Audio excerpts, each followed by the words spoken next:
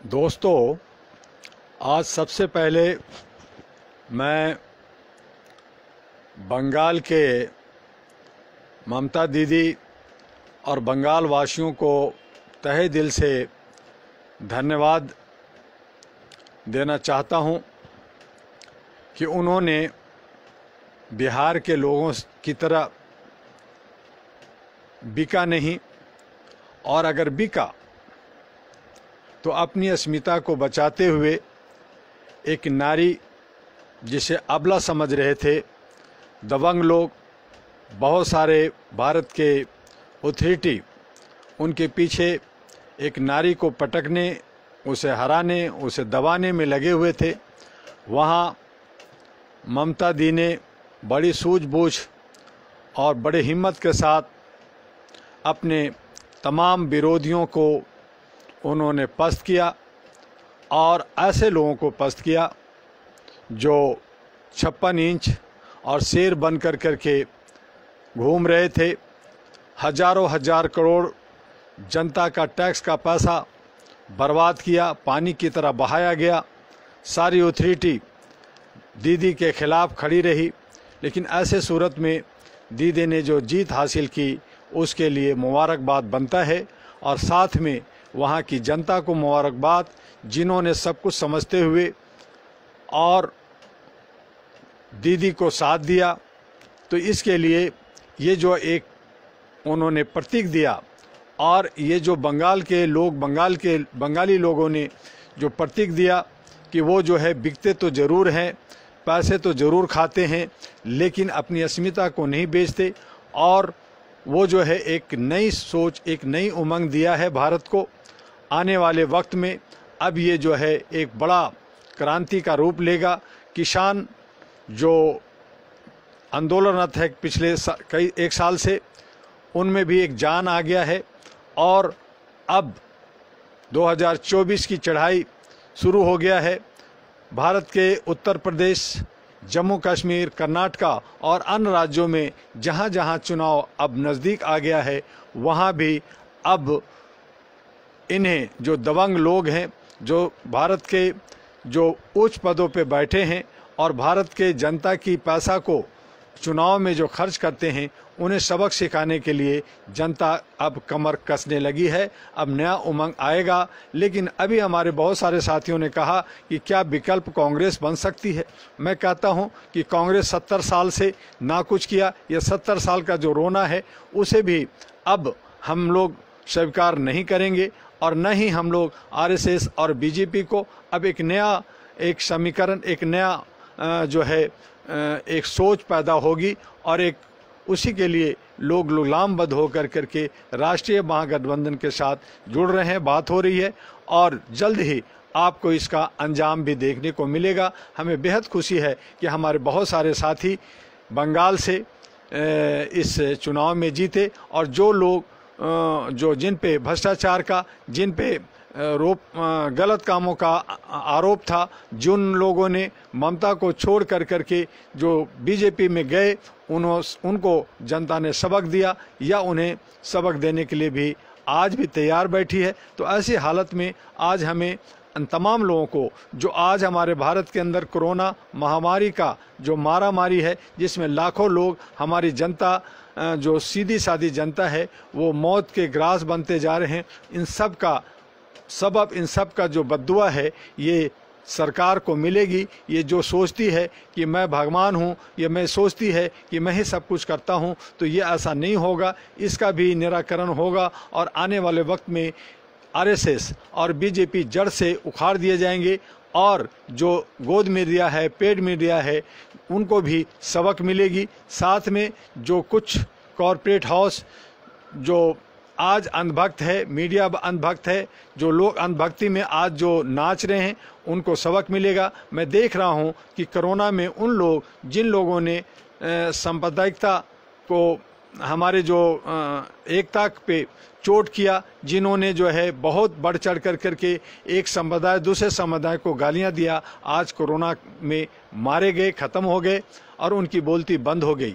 आज जितने मीडिया, जो गोद मीडिया, पेड मीडिया, जो अंधभक्त मीडिया है, उनकी बोलती बंद हो गई है। आज बंगाल में किसी पार्टी की नहीं, बल्कि मैं ये कहना चाहूँगा कि ये प्रधानमंत्री और गृह मंत्री की व्यक्तिगत हार है। और उन्होंने जिस तरह से जनता के पैसा लाखों लाख, हजारों हजार करोड़ बर्बाद किया, उन पे केस होना चाहिए, उनकी इंक्वायरी होनी चाहिए, और जिन अथॉरिटी ने उनको साथ दिया है उन तमाम लोगों को जवाबदेह होते हुए उन्हें कटघरे में आना चाहिए। लेकिन आज हमारा जुडिशियल सिस्टम भी कहीं ना कहीं जो है बंधक बना हुआ है। उन्हें आज़ादी के साथ सोचना होगा। वक्त है, ये लोकतंत्र है, जनता समझती है, जानती है और सबक जरूर देगी। चंद दिनों का वक्त है, देखिए बदलाव आने वाला है।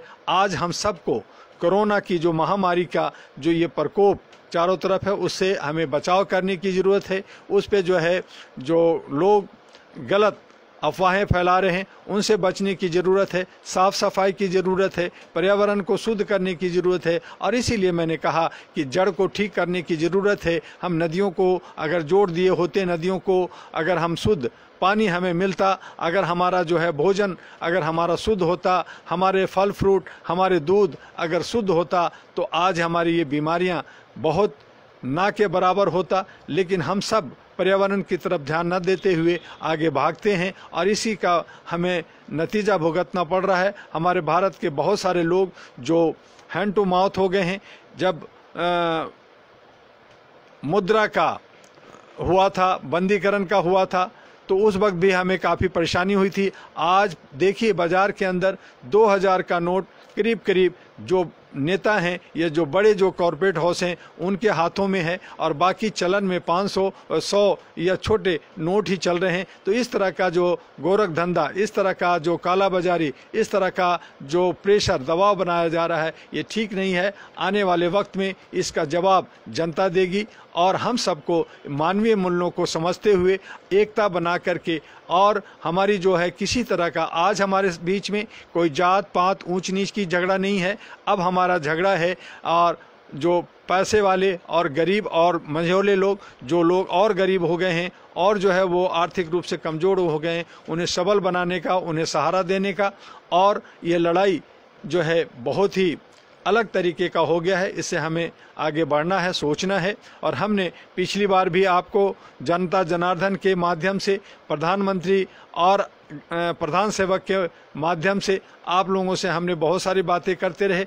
आज भी हम वो लोग बात कर रहे हैं, लेकिन हमारे ऊपर भी कई तरह की बंदिशें लगा रही हैं, लेकिन बंदिशें कामयाब नहीं होगा। ये एक न एक दिन ये जिस तरह से एक नारी से ये हार गए हैं, उसी तरह से कल ये जनता से भी ये मार खाएंगे, जनता का भी इन्हें मार पड़ेगी। और ये जो अपने आप को दबंग बन रहे हैं, इनकी दबंगगिरी देखने को आपको मिलेगा।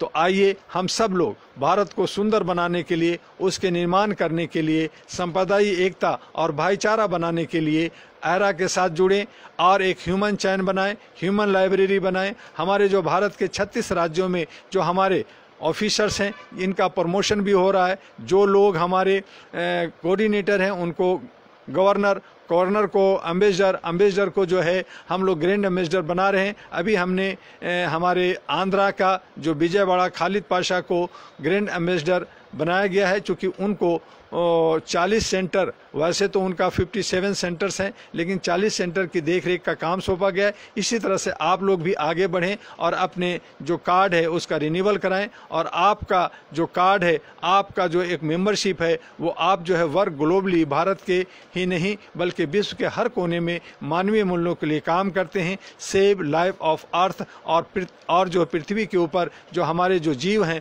उन तमाम लोगों की रक्षा के लिए एक दूसरे के कहीं ना कहीं जो भी हो सके, जितना हो सके आप सहयोग करें। मैं समझ सकता हूं कि हर आदमी का अपना एक चादर है, एक सीमा है, लेकिन उन सीमा में रहते हुए हम अपनी मानवीय मूल्यों को कायम करते हुए आगे बढ़ें। और बस आज इतना ही, और इस तरह से हम लोग जो है इस महामारी से छुटकारा लेंगे। जल्द ही हमारे कई कार्यक्रम भारत के विभिन्न हिस्सों में होगा, भारत के बाहर होगा, उसके लिए भी हम लोग लगातार काम कर रहे हैं। आपका एरा हेडक्वार्टर लगातार जो है कोरोना में भी और लॉकडाउन में भी, कर्फ्यू में भी खुला हुआ है, उसके आप संपर्क जो है फ़ोन पे, मोबाइल पे कर सकते हैं। आप अपने राष्ट्रीय अध्यक्ष से बात कर सकते हैं और जो भी समस्या हो एक दूसरे से शेयर करते हुए जितना हो सके उसे जो है सोल्व करने की कोशिश करें। लेकिन जो व्यक्तिगत है, जो बहुत सारी ऐसी चीज़ें हैं जो हम लोग नहीं कर सकते या सरकार की दमन नीतियों की वजह से नहीं होता, तो उसे नज़रअंदाज करते हुए आपको एकता बना करके आगे बढ़ना है। आप आगे बढ़िए और अपना ख्याल रखिए, हमेशा अपने स्वास्थ्य का ख्याल रखिए, अपने परिवार का ख्याल रखिए। जय हिंद, जय भारत। आपका डॉक्टर एम यू दुआ। नमस्कार।